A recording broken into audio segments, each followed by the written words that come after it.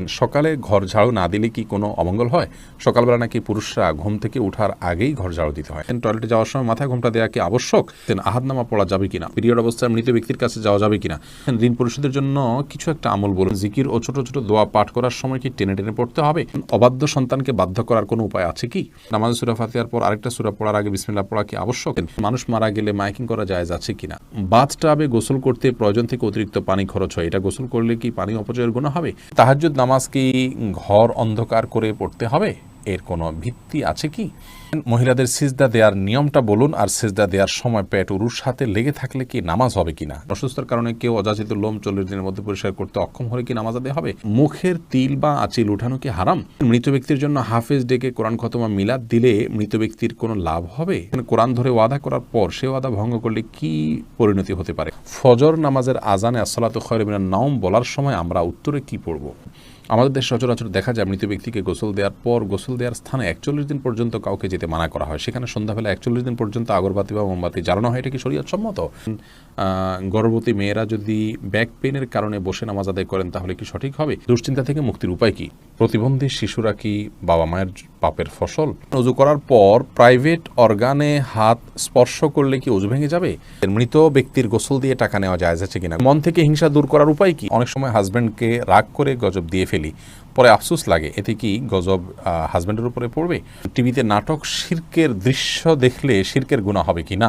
যেসব নারীর সন্তান প্রসবের 40 দিনের পরেও রক্ত প্রবাহ বন্ধ না হয় তারা কিভাবে বাদবন্দি করবেন? আমরা আর বিলম্ব না করে চলুন আপনাদের গুরুত্বপূর্ণ প্রশ্নগুলোর উত্তর দেওয়ার আলোকিত ভুবনে প্রবেশ করি। বেলাল, আপনি জানতে চেয়েছেন যেসব নারীর সন্তান প্রসবের 40 দিনের পরেও রক্ত প্রবাহ বন্ধ না হয় তারা কিভাবে বাদবন্দি করবেন? 40 দিন পার হওয়ার পরেও যদি রক্ত প্রবাহ বন্ধ না হয়, নেফাস বন্ধ না হয়, তাহলে সেক্ষেত্রে তারা সম্পূর্ণ স্বাভাবিকভাবে সকলে বাদবন্দিকে সম্পাদন করতে পারবেন।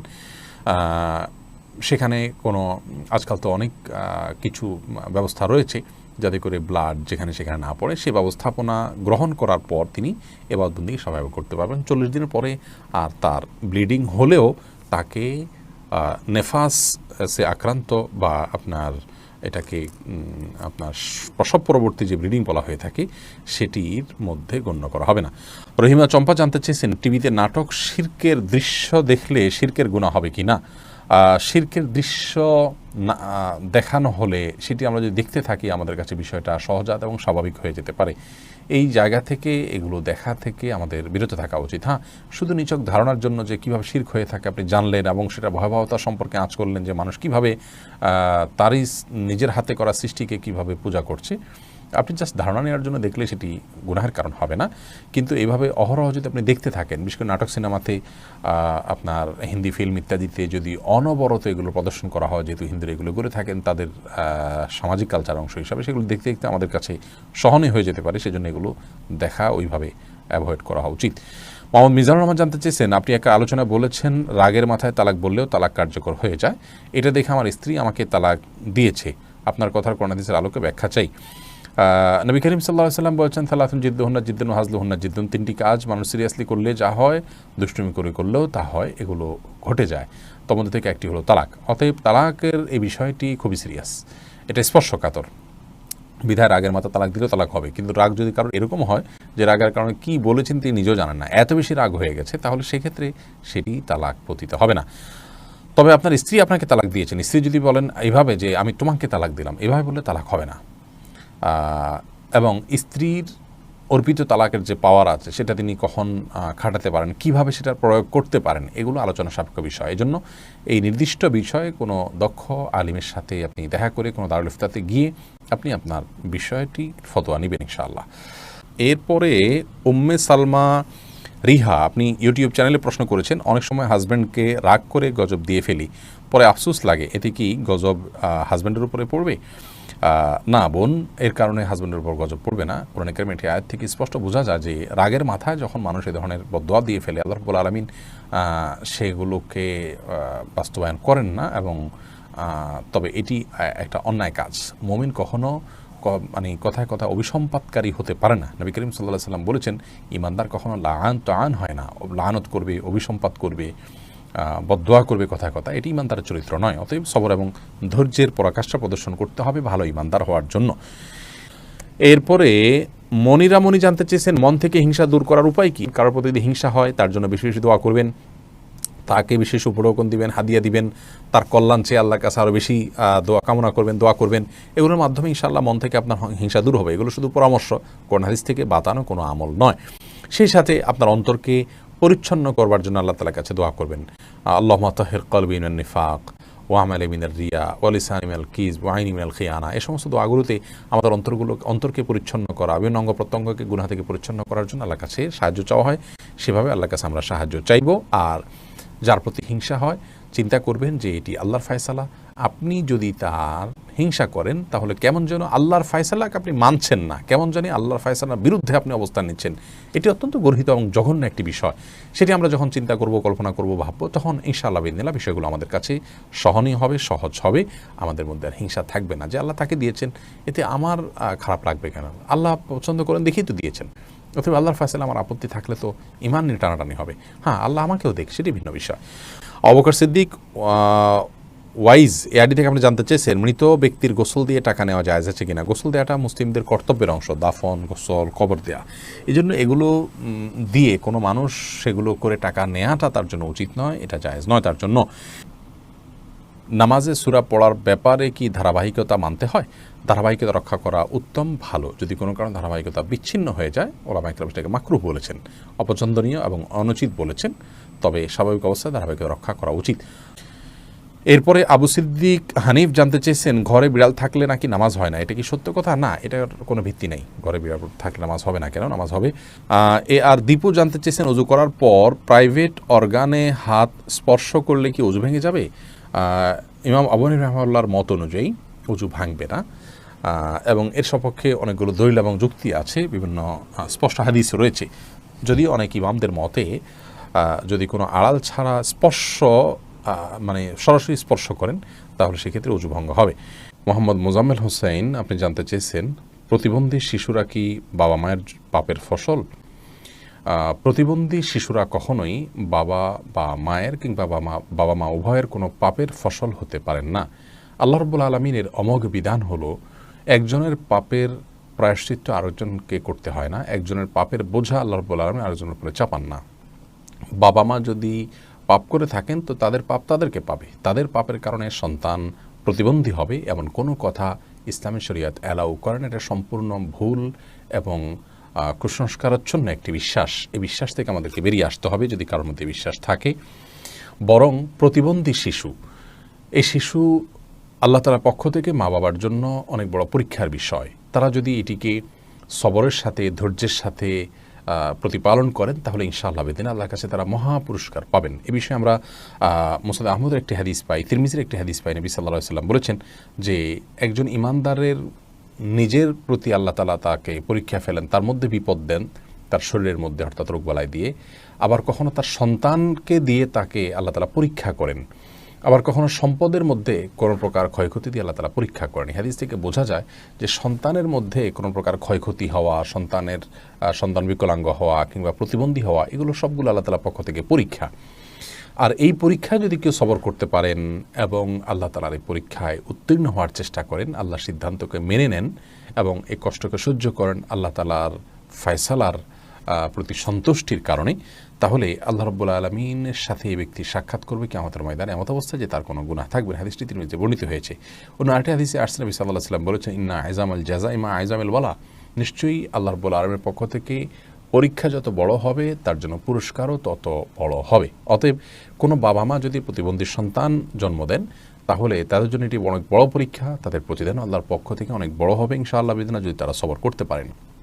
মুসনাদ আহমদের এক বর্ণনায় এসছে যে নবী সাল্লাল্লাহু আলাইহি ওয়াসাল্লাম বলেছেন কোনো ব্যক্তি যখন অসুস্থ হয়, রুগ্ন হয় বা তার শরীরে কোনো ত্রুটি থাকে, কোনো প্রকার প্রতিবন্ধকতা থাকে, তখন আল্লাহ রাব্বুল আলামিন ফেরেশতাদেরকে বলেন যে আমার বান্দা যতটুকু আমল করতে পারে এই তার প্রতিবন্ধকতা নিয়ে সেটুকু তোমরা লিপিবদ্ধ করো তার জন্য। এরপরে তাকে যদি আমি সুস্থতা দিয়ে দেই তাহলে তো যেটুকু তার অসুস্থতা ছিল, প্রতিবন্ধকতা ছিল, সেগুলো থেকে এটি কাফারা হয়ে গেল এই কষ্ট সহ্য করার কারণে। তার কোনো গুনাহ, ভুল, ত্রুটি, বিচ্যুতি ইত্যাদি থাকলে সেগুলো আল্লাহ কাফারা দিয়ে দিবেন। আর যদি সেই ব্যক্তি অবস্থায় মৃত্যুবরণ করে তবু আল্লাহ তাআলা তার প্রতি অনুগ্রহ করবেন, রহমত করবেন এবং তাকে মাগফিরাত নসিব করবেন। অতএব বিকলাঙ্গ হওয়া এটা কোনো দোষের বিষয় নয়। আর সন্তান বিকলাঙ্গ হলে সেটা বাবা মার পাপের ফসল, এই কথাটি মূর্খতা সুলভ কথা, এর সাথে কোরআন হাদিসের কোনো সম্পর্ক নেই। জাকারিয়া হাসান জানতে চেয়েছেন দুশ্চিন্তা থেকে মুক্তির উপায় কি? দুশ্চিন্তা থেকে মুক্তির সর্বপ্রধান উপায় হলো আল্লাহ রাব্বুল আলামিনের সাথে কথা বলা। মানুষ দুশ্চিন্তাগ্রস্ত অবস্থায় যদি কোনো শক্তিশালী কোনো ব্যক্তির সাথে শেয়ার করতে পারেন তাহলে কিছুটা নির্ভার ফিল করেন। আর আল্লাহ রাব্বুল আলামিনের চাইতে শক্তি ধরার কেউ নেই, তিনি কাদির, সব কিছু করতে তিনি সক্ষম। অতএব আপনার দুশ্চিন্তা দূর করবার জন্য আল্লাহর সাথে কথা বলুন, সলাতে চলে যান, বিশেষ করে সিজদায় গিয়ে আল্লাহর সাথে দীর্ঘ সময় কথা বলুন, তাহাজ্জুদে উঠে যান এবং আল্লাহর সাথে কথা বলুন। কোরআনে কারীমের বিভিন্ন অংশ আপনি তেলাওয়াত করুন খুব ধীরে ধীরে, তেলাওয়াত শুনুন খুব ধীরে ধীরে, দেখবেন ইনশাআল্লাহ অন্তরের মধ্যে আপনি প্রশান্তি অনুভব করবেন। আলা বিযিকরিল্লাহি তাতমাইন্নুল কুলুব, আল্লাহ বলেছেন অন্তর প্রশান্ত হয় আল্লাহর স্মরণে। অতএব আল্লাহর স্মরণ করা মুখে, অন্তরে, কোরআন তেলাওয়াতের মাধ্যমে, সলাতের মাধ্যমে, এগুলোর মাধ্যমে ঈমানদারের অন্তরকে আল্লাহ তাআলা প্রশান্ত করে থাকেন। আল্লাহর দিকে যত বেশি ধাবিত হবেন, যত আল্লাহর সাথে সম্পর্ক গাঢ় করবেন, যত আল্লাহর সাথে সম্পর্ক নিবিড় করবেন, যত আল্লাহর সাথে কথা বলবেন, তত বেশি ইনশাআল্লাহ বিদিনা দেখবেন অন্তর প্রশান্ত হবে এবং দুশ্চিন্তা থেকে আপনি রক্ষা পাবেন। দুশ্চিন্তা এটাকে অনেক সালাফ বলেছেন জুনদুম মিন জুনুদিল্লাহ, আল্লাহ তাআলার বাহিনী সমূহের মধ্যে থেকে একটা বাহিনী দুশ্চিন্তা। এটা দিয়ে আল্লাহ রাব্বুল আলামিন অনেক মানুষকে শাস্তি দিয়ে থাকেন, অনেককে পরীক্ষা করে থাকেন। অতএব এইরকম পরিস্থিতিতে আল্লাহর কাছেই রুজু হওয়া, এটাই হলো সবচাইতে বড় উপায়। অতএব ভরসা আল্লাহ তাআলার প্রতি করা এবং আল্লাহর দিকে রুজু হওয়া, আল্লাহর দিকে ধাবিত হওয়া, এটা হলো দুশ্চিন্তা দূরের সবচেয়ে বড় উপায়। যে ব্যক্তি আল্লাহর প্রতি তাওয়াক্কুল করবেন তাকে খুব বেশি দুশ্চিন্তা গ্রাস করার কথা নয়। আল্লাহর উপর ভরসা করবে ঈমানদার, যে ইনশাআল্লাহ আমার অভিভাবক আল্লাহ তাআলা, তিনি দেখছেন, তিনি দেখবেন। এটি যখন করবেন ইনশাআল্লাহ আপনার মধ্যে আস্থা জায়গাটা তৈরি হবে। যদি কোনো মানুষ তার তাওহীদ খুব মজবুত থাকে, আল্লাহর প্রতি আস্থা এবং ভরসা তার খুব মজবুত থাকে, তিনি জানেন যে আল্লাহ ছাড়া কেউ ক্ষতি করার কোনো ক্ষমতা রাখেন না, আর আল্লাহ যা লিখেছেন তা খণ্ডাবার করার ক্ষমতা নেই, এই বিশ্বাস যদি কারো মজবুত থাকে তাহলে কোনো পেরেশানিতে তিনি খুব বেশি ভেঙে পড়ার কথা নয়। যার ঈমান যত মজবুত তিনি তত পেরেশানিতে শক্ত থাকতে পারেন। আল্লাহ তাআলা আমাদেরকে সহজ করুন এবং সহায় করুন। আশরাফুল হক শুভ, আপনি জানতে চেয়েছেন আমাদের দেশে সচরাচর দেখা যায় মৃত ব্যক্তিকে গোসল দেওয়ার পর গোসল দেওয়ার স্থানে 41 দিন পর্যন্ত কাউকে যেতে মানা করা হয়, সেখানে সন্ধ্যাবেলা 41 দিন পর্যন্ত আগরবাতি বা মোমবাতি জ্বালানো হয়, এটা কি শরীয়ত সম্মত? কোনো জায়গায় মৃত ব্যক্তিকে গোসল দেওয়া হলে সেখানে এই প্রথাটি আমাদের সমাজে অনেক ক্ষেত্রেই প্রচলিত আছে যে আগরবাতি বা মোমবাতি ইত্যাদি সেখানে আপনার জ্বালানো হয় এবং সন্ধ্যাবেলা 41 দিন পর্যন্ত এই কাজটি করা হয়। কেউ সেখানে যেতে চাইলে নিষেধ করা হয়। এটি সম্পূর্ণ কুসংস্কার এবং এ ধরনের বিশ্বাসগুলো শিরকি বিশ্বাস, কুসংস্কারচ্ছন্ন বিশ্বাস। এর বেশিরভাগই এসছে হিন্দু সমাজ থেকে। একজন মুসলমানের এই সমস্ত কুসংস্কারকে বর্জন করা উচিত। যেখানে গোসল দেওয়া হবে সে জায়গার বিশেষ কোনো বিধান নাই, সেটা অন্য 10টা জায়গার মতোই একটি জায়গা। মাহমুদুল হাসান ভূঁইয়া, আপনি জানতে চেয়েছেন ফজর নামাজের আজানে আসসালাতু খায়রুম মিনান নাওম বলার সময় আমরা উত্তরে কি পড়ব? এক্ষেত্রে জমহুর ফোকাহা বা বেশিরভাগ ইমামগণের মত হলো সদাকতা ও বারারতা। আসসালাতু খায়রুম মিনান নাওম মানে হলো সলাত বা নামাজ, এটা ঘুম থেকে উত্তম। এটি যখন মুয়াজ্জিন বলবেন তখন তাকে বলতে হয় সদাকতা অবারার্তা, অর্থাৎ হে মুয়াজ্জিন তুমি সত্য বলেছো এবং ভালো বলেছো, ভালো কাজ করেছো। এই কথা বেশিরভাগ ফোকাহা একরাম বা জমহুর ফোকাহা একরাম বলতে বলেছেন মুয়াজ্জিনের জবাবে, এবং একটি রেওয়ায়েতে এটি এসছে, যদিও রেওয়ায়েতটা সনদকে অনেক মুহাদ্দিসগণ যঈফ বলেছেন। আর এই কারণে অন্য একদল উলামা একরাম বলেন যে আসসালাতু খায়রুম মিনান নাওম যখন বলবো আমরা, মুয়াজ্জিন যখন আসসালাতু খায়রুম মিনান নাওম বলবে আমরাও আসসালাতু খায়রুম মিনান নাওম বলবো। এর কারণ হলো যে আসসালাতু খায়রুম মিনান নাওম এই বাক্যটি মুয়াজ্জিনের বাক্য, আর এক্ষেত্রে নবী আলাইহিস সালামের সাধারণ যে নির্দেশনা বুখারী মুসলিমে আসছে যে ফাকুলু মিসলা মা ইয়াকুল ইযা সামি'তুমুন নিদা, যখন তোমরা মুয়াজ্জিনের আযান শুনবে ফাকুলু মিসলা মা ইয়াকুল মুয়াজ্জিন, তখন মুয়াজ্জিন যা বলবে হুবহু তোমরা তা বলো। শুধুমাত্র হাইয়া আলাস সালাহ হাইয়া আল ফালাহর মধ্যে নবী আলাইহিস সালাম ওই হাদিসে লা হাওলা ওয়ালা কুওয়াতা ইল্লা বিল্লাহ বলতে বলেছেন। অতএব দুইটা বাদে বাকি সবগুলোতেই ওই হাদিসের সাধারণ যে নির্দেশনা সেটা অনুযায়ী আসসালাতু খায়রুম মিনান নাওম শুনলে আসসালাতু খায়রুম মিনান নাওম অর্থাৎ হুবহু এটা অনুকরণ করার নির্দেশনা দিয়ে থাকেন। এসেছ রুবেল, আপনি জানতে চেয়েছেন এডি থেকে নামাজে দাঁড়ানোর পর নাকি ডান পায়ের বুড়ো আঙ্গুল নাড়ানো যায় না, এটা কি সত্য? না, এরকম কোনো কথা আমাদের জানা নেই, প্রয়োজন হলে নানা যেতে পারে। তানজিনা বেগম জানতেছেন কোরআন ধরে ওয়াদা করার পর সে ওয়াদা ভঙ্গ করলে কি পরিণতি হতে পারে? কোরআন ধরে ওয়াদা করা এটা ওয়াদা করার পদ্ধতি নয়, ওয়াদা এমনিই হবে। আল্লাহর নামে শপথ করতে চাইলে মুখে বলবেন আল্লাহর নামে আমি শপথ করছি, এটা হলো শপথের সঠিক পদ্ধতি। তানজিমা খানম জানতে চেয়েছেন আহাদনামা পড়া যাবে কিনা। আহাদনামা নামে যেটি প্রচলিত আছে আমাদের বিভিন্ন ওজিফার বই গ্রন্থগুলোতে বইতে আমরা পাই, এই আহাদনামা পড়ার কোনো নির্দেশনা কোরআন সুন্নাহ আমাদেরকে দেয়নি। আমাদেরকে ইবাদতবন্দি করতে হবে সুন্নাহ অনুসারে, নবী আলাইহিস সালামের বাতানো পদ্ধতি অনুসারে আল্লাহ তাআলা তাকে মডেল দিয়েছেন, তাকে ফলো করতে হবে। এর বাইরে মনগড়া কোনো কিছুকে ইবাদত হিসাবে আমাদের করা উচিত নয়। তৌফিকুল ইসলাম জানতে চেয়েছেন বাথটাবে গোসল করতে প্রয়োজন থেকে অতিরিক্ত পানি খরচ হয়, এটা গোসল করলে কি পানি অপচয়ের গুনাহ হবে? অপচয়ের বিষয়টি আসলে ভ্যারি করে ব্যক্তির বা কোনো সমাজের লাইফস্টাইলের উপরে। আমরা আজকাল গোসলে যে পানিটা ব্যবহার করি, এমনিতে আপনার টেপে যে গোসল করি অথবা শাওয়ারে যে গোসল করি, সেটাও কিন্তু নবী রাসূলুল্লাহ সাল্লাল্লাহু আলাইহি ওয়াসাল্লাম বা সাহাবায়ে কেরাম যে গোসলে পানি ব্যবহার করতেন তার তুলনায় বহুগুণ বেশি। সেদিক থেকে তাকালে এটাকে অপচয় বলতে হয়। মূলত যেহেতু আমাদের এখন লাইফস্টাইলটা এই রকম যে আমরা আপনার এভাবে গোসল করি বা এই সিস্টেম আমাদের সমাজে রয়েছে, তো এর মধ্যে থেকে যতটুকু সম্ভব আমাদেরকে অপব্যয় বা অপচয় করার থেকে বেঁচে থাকার চেষ্টা করতে হবে। ধরুন আপনি বাথটাবে গোসলের জন্য যতটুকু পানি লাগে ততটুকু পানি ব্যবহার করলেন, এরপরেও প্রয়োজনে অপ্রয়োজন আপনি টিপ ছেড়ে দিয়ে রাখলেন, সেটা অপচয় হবে। কিন্তু যতটুকু আপনার প্রয়োজন হবে ততটুকু ব্যবহার করলে ইনশাআল্লাহ বিদিনিল্লাহ অপচয়ের গুনাহ হবে না। এনামুল হক এনাম জানতে চেয়েছেন টাক মাথায় উপরে চুল লাগানো জায়েজ আছে কিনা। টাক ঢেকে আপনার চুল আছে এটি প্রকাশ করা, এটা এক ধরনের আপনার প্রতারণা বলা যেতে পারে, এটি করা অনুচিত এবং একজন ইমানদারের এটি আদর্শ নয় যে আমার যা নাই সেটা আমি মানুষের সামনে প্রকাশ করলাম।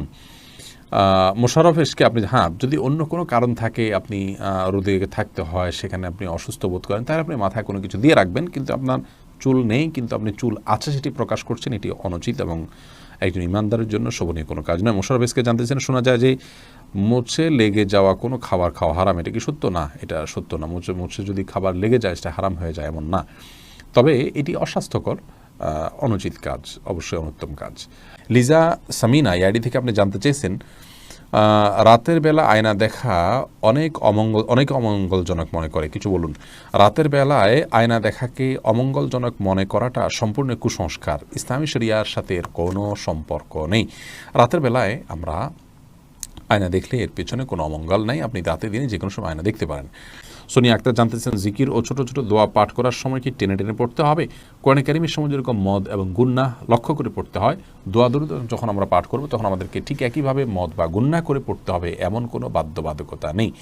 বরং তখন আমরা স্বাভাবিক যে আরবি অক্ষর উচ্চারণের নিয়ম আছে সেগুলো ফলো করে যদি করে যাই এবং মদগুলোকে সেভাবে আমরা না টানি, তাতেও ইনশাআল্লাহ বিদিনিল্লাহ জিকির বা দোয়া পাঠ করা বিশুদ্ধ হয়ে যাবে। এমনি সালাহুদ্দিন জানতে চেয়েছে নামাজরত অবস্থায় প্রসাবের ফোঁটা বের হলে কি করণীয়?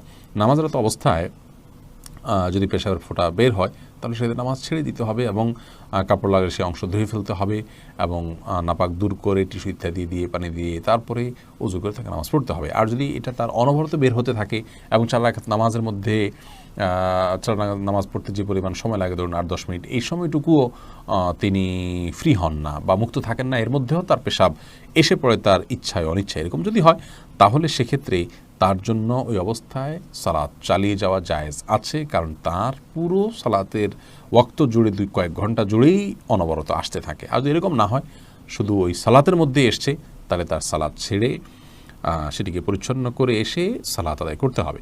ফারহানা ফারিয়া লাবণ্য আপনি জানতে চেয়েছেন সকালে ঘর ঝাড়ু না দিলে কি কোনো অমঙ্গল হয়? সকালবেলা নাকি পুরুষরা ঘুম থেকে ওঠার আগেই ঘর ঝাড়ু দিতে হয়। না বোন, এটা বানোয়াট কথা। হয়তো পুরুষ শাসিত সমাজে নারীদেরকে আপনার কোণঠাসা করে রাখার জন্য বা তাদেরকে কাজে লাগানোর জন্য কেউ তৈরি করেছে, এগুলোর সাথে ইসলামের কোনো সম্পর্ক নেই। কোরআন আলো আইডি থেকে জানতে চেয়েছেন ঋণ পরিশোধের জন্য কিছু একটা আমল বলুন। ঋণ পরিশোধের জন্য সবচেয়ে বড় আমল হলো আল্লাহ তাআলার কাছে সাধারণভাবে দোয়া করবেন, চাইবেন, প্রার্থনা করবেন এবং আপনি সর্বোচ্চ চেষ্টা চালাবেন ঋণ পরিশোধের জন্য। আমাদের অনেক ভাইরা আছেন, নিজের জমি আছে, স্থাবর অস্থাবর অনেক মূল্যবান সম্পদ আছে, সেগুলো দিয়ে ঋণ পরিশোধ করতে চান না। তিনি চান যে ঋণ পরিশোধের জন্য তার সাধারণ উপার্জন থেকে অনেক টাকা হয়ে যাক, অলৌকিকভাবে চলে আসুক, আর তিনি সেটা দিয়ে ঋণ পরিশোধ করে দেবেন। এটা সম্পূর্ণ ভুল একটা পদ্ধতি। আপনার ঋণ পরিশোধ করাটা আপনার জন্য ফরজ, এটা বান্দার হক। অতএব আপনার জমি থাকলে, সম্পদ থাকলে এগুলো বিক্রি করে আপনি ঋণ পরিশোধ করবেন। এবং সেগুলো বিক্রি করার অপশন থাকলে বিক্রি করবেন। সেগুলো সব ধরে রেখে আপনি চাইবেন যে আল্লাহ তাআলা অলৌকিকভাবে আপনাকে টাকা দিয়ে দিক, সেটা দিয়ে আপনি পরিশোধ করবেন। এটা সম্পূর্ণ দুনিয়ার প্রতি আমাদের মোহ আছে এবং ঋণ পরিশোধের গুরুত্ব আমরা বুঝি না, সেটা স্পষ্টভাবে প্রমাণ হয় এমন একটি বিষয়। বিধায় এমনটি করা উচিত না। সেই সাথে ঋণ পরিশোধের জন্য কিছু দোয়া আছে, আল্লাহুম্মা কফিনি বিহালালিকা আন হারামিকা ওয়াগনিনি বিফাদলিকা আম্মান সিওয়াক। আরও কিছু দোয়া আছে, ইউটিউব বা ফেসবুকে সার্চ দিলে আমাদের অনেকগুলো ভিডিও আছে, দেখে নিতে পারবেন। সেগুলো আপনি আল্লাহর কাছে সাধারণভাবে পাঠ করবেন, ইনশাআল্লাহ সেই দোয়াগুলো পেশ করবেন। সামিয়া ফেরদৌস জানতে চেয়েছেন, তাহাজ্জুদ নামাজ কি ঘর অন্ধকার করে পড়তে হবে? এর কোনো ভিত্তি আছে কি? তাহাজ্জুদের নামাজ এটা আমরা ঘর অন্ধকার করে লাইট বন্ধ করে পড়তে হবে, এর কোনো ভিত্তি নেই। বরং সেটা আপনার যেভাবে সেভাবে আদায় করতে পারেন। আপনার মনোযোগের জন্য আপনি যদি আলো আধার করে নিতে পারেন, ডিম আলো করে নিতে চান, তো সেটি করতে পারেন, কোনো অসুবিধা নেই। তবে অন্ধকারেই পড়তে হবে এমন কোনো বাধ্যবাধকতা বা নিয়ম নেই। সোনিয়া আক্তার জানতে চেয়েছেন, মহিলাদের সিজদা দেওয়ার নিয়মটা বলুন, আর সিজদা দেওয়ার সময় পেট উরুর সাথে লেগে থাকলে কি নামাজ হবে কি না? জি, নামাজ হবে না। নারী পুরুষের সালাত নিয়ে যে মত পার্থক্য আছে, এটাকে আমরা অনেক বড় করে দেখি। বিষয়টা এরকম বড় কিছু না। আপনার এখানে যারাই ইখতিলাফ করে থাকেন, জাস্ট এখানে পদ্ধতির উত্তম অনুত্তমের বিষয়টা, নামাজ হওয়া না হওয়ার কোনো ইখতিলাফ এখানে নেই। লামিয়া রহমান মোমো জানতে চেয়েছেন, মুখের তিল বা আঁচিল উঠানো কি হারাম? মুখের যে তিল বা আঁচিল আছে, এটা যদি দৃষ্টিকটু হয় এবং আমাদের জন্য নানান দিক থেকে ত্রুটিপূর্ণ হয়, তাহলে সেটা তোলা যেতে পারে। তবে আপনার আজকাল এই যে সূক্ষ্মভাবে লোমগুলো তোলা এবং এই জাতীয় অনেকগুলো কাজ আছে, যে কাজগুলো আপনার শোভাবর্ধনের নামে আমরা করে থাকি, সেগুলো করা যাবে না। সাদিক জানতে চেয়েছেন, মানুষ মারা গেলে মাইকিং করা জায়েজ আছে কিনা? মানুষ মারা গেলে তার মৃত্যুর সংবাদটা শুধু প্রিয়জনদের জানানো হলো যে তিনি মারা গেলেন, এটুকু মানুষকে জানানোতে দোষের কোনো কিছু নেই। তবে এটা নিয়ে দীর্ঘ আলোচনা আছে, এটা নিয়ে আমরা ইনশাআল্লাহ দিনে কথা বলবো ভিন্ন কোনো ভিডিওতে। মোহাম্মদ মুস্তাকিম জানতেছেন, ব্যাংকে চাকরি করা কি হারাম? ব্যাংক যদি সুদি হয়, তাহলে সেখানে সুদের সাথে সরাসরি সম্পর্ক থাকলে সে চাকরি করা তো অবশ্যই হারাম হবে। খন্দকার ফয়সাল ইসলাম লিমন জানতে চেয়েছেন, গর্ভবতী মেয়েরা যদি ব্যাক পেইনের কারণে বসে নামাজ আদায় করেন, তাহলে কি সঠিক হবে? জি, দাঁড়া যদি স্বাভাবিক নামাজ পড়তে গেলে ব্যাক পেইন হয়, তাহলে সেটা এবং সেটা অসহনীয় হয়, কষ্টকর হয়, রিস্কি হয়, তার জন্য পড়ে যাওয়ার আশঙ্কা থাকে, তাহলে তিনি ইনশাআল্লাহ বসে সালাত আদায় করতে পারবেন। যদি দাঁড়াতে পারেন, তাহলে দাঁড়ানোর অংশটুকু দাঁড়ায় সালাত আদায় করবেন। এরপর রুকু সিজদা করাটা তার জন্য কষ্টকর হলে পরে বাকি অংশটা চেয়ারে বসে সালাত আদায় করবেন। আর যদি এটুকুও কষ্টকর হয়, তাহলে পুরোটুকুই বসে সালাত আদায় করতে পারেন। আয়েশা সিদ্দিকা জানতেছেন, ফেসবুকে মৃত ব্যক্তির ছবি দেয়া বারবার কতটুকু শরীয়ত সম্মত? বিনা প্রয়োজনে এটা না করাই উচিত, তবে এটাকে হারাম আমরা বলতে পারবো না সরাসরি। রাকিব হাসান জানতেছেন, অসুস্থতার কারণে কেউ অযাচিত লোম 40 দিনের মধ্যে পরিষ্কার করতে অক্ষম হলে কি নামাজ আদায় হবে? অসুস্থতার কারণে বা কোনো ওজোর কারণে যদি হয়ে থাকে, আদায় হয়ে যাবে ইনশাআল্লাহ বিদিনিল্লাহ। আসমাউল হোসনা ফেনু জানতে চেয়েছেন, পিরিয়ড অবস্থায় মৃত ব্যক্তির কাছে যাওয়া যাবে কিনা? যাওয়া যাবে, এতে কোনো অসুবিধা নেই। কাকুলি শেখ জানতেছেন, সাহসিদ্দাতে কি সেজদার তাসবিহ পড়বো? জি, অবশ্যই আপনি সেজদার তাসবিহ পড়বেন। রোশনার খাতুন জানতে চেয়েছেন, মৃত ব্যক্তির জন্য হাফেজ ডেকে কোরআন খতম মিলাদ দিলে মৃত ব্যক্তির কোনো লাভ হবে? মৃত ব্যক্তির জন্য হাফেজ ডেকে কোরআন খতম পড়া, মিলাদ পড়া কোনো শিক্ষা ইসলাম দেয়নি। এটি সম্পূর্ণ আমাদের দেশীয় সংস্কৃতি বা আঞ্চলিক সংস্কৃতি বা আমাদের বানানো সংস্কৃতি। মৃত ব্যক্তি নিজে তেলাওয়াত করলে তার সব তিনি পাবেন, আমরা তেলাওয়াত করলে তার তেলাওয়াত করে তার সব তার জন্য পৌঁছাতে চাইলে সেটি অনকলামত জায়েজ আছে। কিন্তু হাফেজ বা হুজুরদেরকে ডেকে এনে তেলাওয়াত করানো এবং তার জন্য পেমেন্ট করা, যেটা আমাদের দেশে প্রচলিত আছে, এটি ইসলাম শরীয়তের দৃষ্টিকোণ থেকে জায়েজ কাজ নয়। যেটি করছেন এবং যিনি করাচ্ছেন সবাই গুনাহগার হবেন। এরপরে রাশেদ আপনি জানতে চেয়েছেন, অবাধ্য সন্তানকে বাধ্য করার কোনো উপায় আছে কি? অবাধ্য সন্তানকে বাধ্য করার জন্য ছোটোবেলা থেকেই তার সাথে সেভাবে ইসলামিক যে আপনার ইসলামের যে নির্দেশনা আছে একজন প্যারেন্টসের জন্য, প্যারেন্টিংয়ের বিষয়ে, সেগুলোকে লক্ষ্য করা উচিত। তাকে সালাতের নির্দেশ দেওয়া, নিজে সালাতে অভ্যস্ত করা, ভালো পরিবেশ দেওয়া, এগুলো না করে এরপরে বড় হওয়ার পরে অলৌকিক কোনো পদ্ধতিতে তাকে আপনি বাধ্য করে ফেলবেন, এরকম কোনো সুযোগ নেই। তারপরেও আপনি তাকে সৎসঙ্গ দিলেন, নেককারদের সোহবতে নিলেন এবং তার জন্য আল্লাহর কাছে মনে প্রাণে দোয়া করলেন, আবার দোয়া সন্তানের জন্য কবুল হয়। এইরকম বিভিন্ন উদ্যোগের মাধ্যমে আপনি তাকে সৎপথে আনতে পারেন, বাধ্য করতে পারেন। তানি ইসলাম জানতে চেয়েছেন, টয়লেটে যাওয়ার সময় মাথায় ঘোমটা দেওয়া কি আবশ্যক? এটা উত্তম এবং ভালো। অনেক ওলামা ইকরাম উন্মুক্ত মাথায় যাওয়াটাকে মাকরুহ বলেছেন। পরাজিত মনে নামাজ সূরা ফাতিহার পর আরেকটা সূরা পড়ার আগে বিসমিল্লাহ পড়া কি আবশ্যক? না, আবশ্যক না, সুন্নাহ পড়া ভালো, উত্তম। কাকলি শেখ, সুন্নাহ পড়া উচিত, না পড়লে গুনাহ হবে না। কাকলি শেখ জানতেছেন, বাজনা বাজানো ছাড়া ঘরের মধ্যে যেখানে কোনো নন মাহরাম নেই সেখানে কি গান গাওয়া যাবে? শুধু খালি গালা যদি গানের অর্থ খারাপ না হয়, গাইতে পারেন, সে মানুষ সামনেও গাইতে পারেন, বিশেষ করে মানে মাহরামদের সামনে মহিলারা।